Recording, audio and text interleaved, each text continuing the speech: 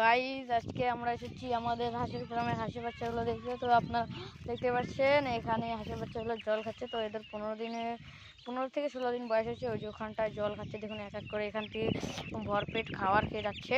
তারপরে এখান থেকে ভরপেট খাবার খেয়ে ঠিক আছে, তারপর ওখানে যাচ্ছে। তো এটাকে পোলট্রি খাবার বলে, আপনারা কী করেন আমি জানি না। তারপর আরও দেখাচ্ছি, আরও আছে আসুন। তো আমি ভিডিওটা একটু স্কিপ করে আপনাদের এই যে দেখাতে আসছি।